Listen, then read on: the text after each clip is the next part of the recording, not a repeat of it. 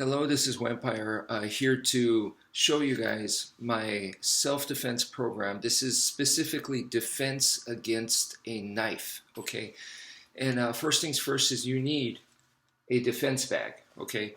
And make sure that it has something solid inside so that there's no give. And that's number one. Number two is we're going to be using the force-to-force block technique, which means when this is coming at me, I'm going to go force to force right there. I'm attacking the attack. And number three is I need to maintain the distance. So when this is coming at me, they're stabbing and slashing at me.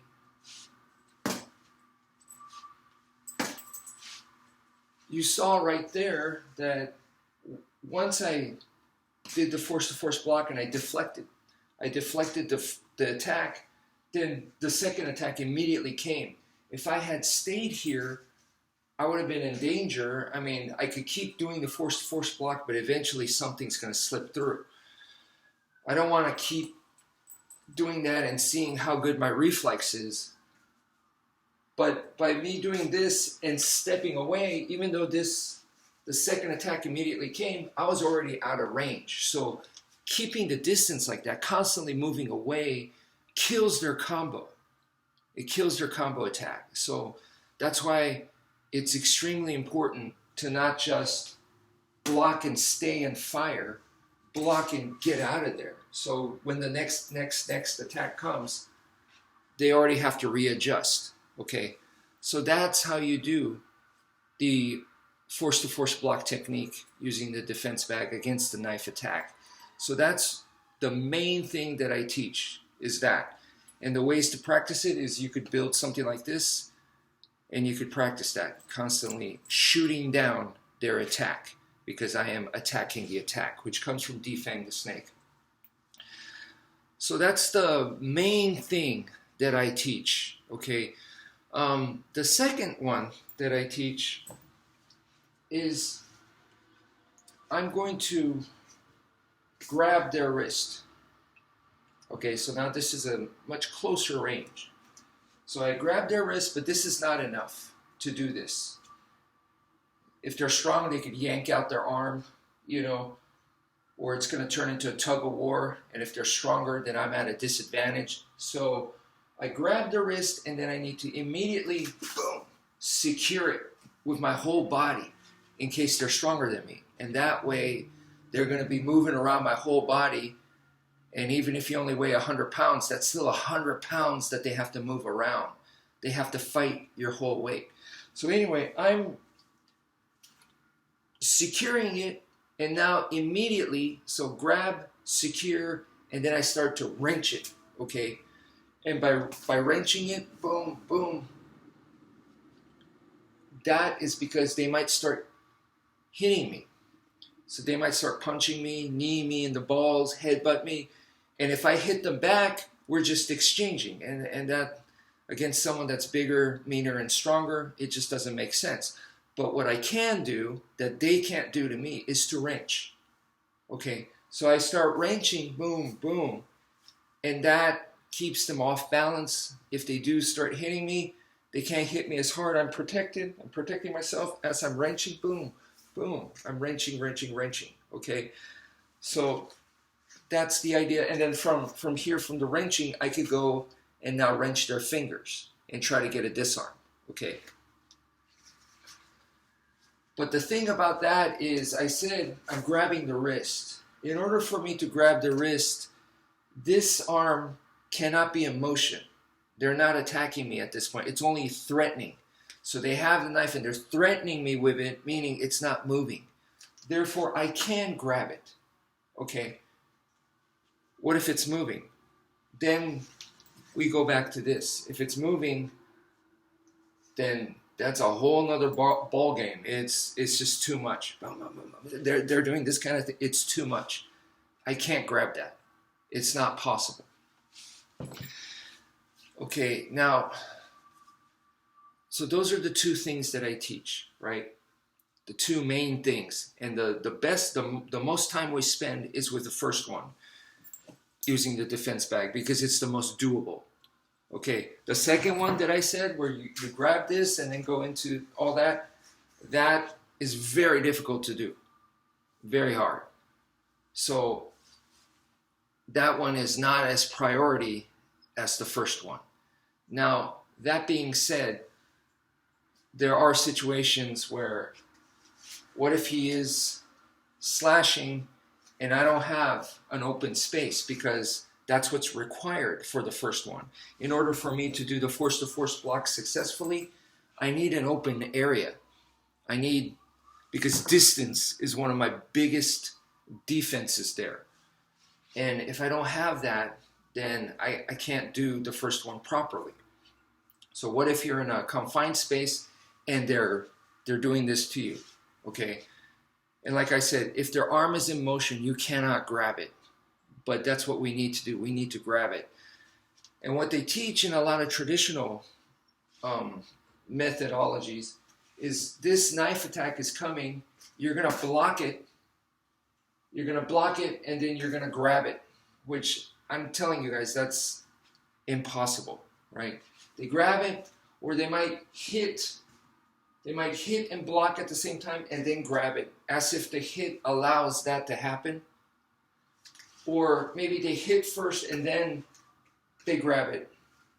Once again, they're using the hit as a reason to make it possible to grab. And I'm saying, no way. If you hit them and they're bigger, stronger, than meaner than you are, you're exchanging.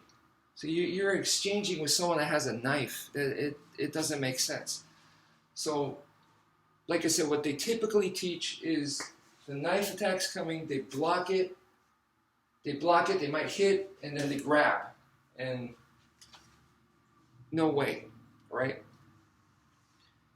So what I'm teaching instead, and I don't like teaching this because people think that all of a sudden this is the answer, when I'm telling you guys this is the answer, okay? What I showed you in the beginning, that has the highest percentage rate of these three. So this third one that I'm going to show you, I really don't like teaching it because people just get confused, because this is the lowest percentage of the three. No matter how many times I say that, people don't get it and they think they're going to do this in real life. This is super difficult, but it's better than what I see, what is being taught, which is, once again, they block and strike them, hit them in the eyes or something, and now they can grab. No way. But that's what they teach, right? And then from there they go into any of the moves. But what I'm going to tell you guys is this: we're going to use our forearms, okay? Because and traditionally there's a lot of elements in the traditional methods that give us clues, because they knew what they were talking about. It's just that people misinterpret it today. But you see the forearm blocking. Well, this is close enough that I can grab, because remember, there's no space, right? So in this situation, I'm using my forearms to block because it's that close, and I don't want to be this close, but I'm doing this. And then it's not I block and then I can grab. No, I block and this is close range. This is the clinch. This is grappling. So from here, I'm going to go in. I'm putting all my weight. It's like I'm tackling into them while I'm doing this, okay?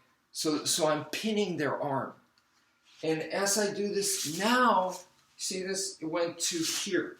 Now I can grab because the arm stopped.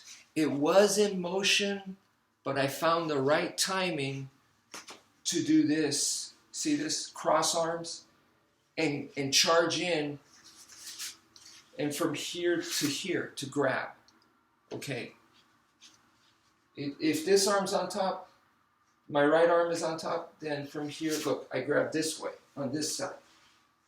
Okay, so whatever the case, but the missing ingredient is the clashing, and that's why I call it clashing.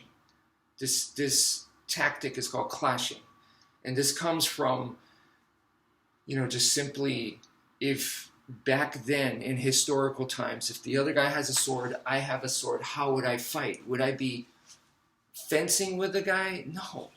No. The only reason why I would even practice fencing is to practice that timing of when to go in. When to go in. But in reality, I do not want to see who's the best fencer. Just like in reality, I don't want to see who's the best boxer in a street. I don't want to play that game. One of us is getting knocked out if I do that. Okay, and chances are it's me. I'm going to get knocked out because they're bigger, stronger, and meaner.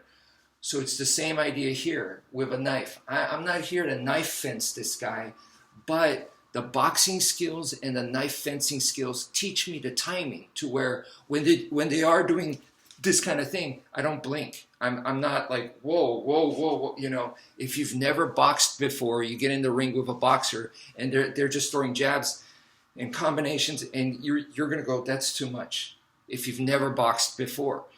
So that's why you don't want that to happen, and that's where the boxing training becomes valuable. That's where the fencing training becomes valuable, is to find the timing. So once again, with the timing, I'm able to, boom, come in here, and then I have to go put my whole body in there. So it is the same as this. Once I clinch, the arm is now not moving. Now I can grab it. Okay. So you have to do that. Now the problem I see is other people, they do this. This knife is coming in, and they just try to do that. They go immediately try to go into the clinch. You're going to get cut. So we have to control this arm. So I used to think that was possible. I used to think that was the best way. Is if a knife is coming, I can't go to long range, then I have to go in close. Because if I stay in medium range, I'm going to get cut up.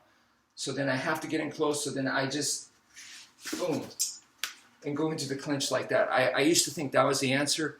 No, I got killed many times in practice, so that wasn't the answer. You cannot ignore that arm. You can't. If that arm's free, then it is disemboweling me as I'm going in, as I'm trying to pummel and go into the grappling. All my intestines are coming out. So what I need to do is, once again, I cannot ignore that arm. So use, this is the heaven 6, like this, and you clash. You clash and you pin their arm, and once you pin it, the arm has stopped. Now you can grab, or if it's this way. You grab, from the grab, secure it, and immediately start wrenching. Okay, and once you grab it, that's the FIEND program.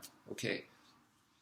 But the clashing is seeing the right time, using the forearms, and then pin the arm. That's clashing. Okay. But like I said, out of the 3 methods, which is, the first one was the force-to-force block with the defense bag, and the second one was just using the FIEND from a stationary position where they're like just threatening you, but they're not attacking yet. So that's number 2. And then number 3 is clashing. Clashing is the lowest percentage. It's the hardest one to do of the 3. The hardest. So please understand that. You don't want to go there. Okay. So anyway, that's it for now. Thank you for viewing, and take care, folks.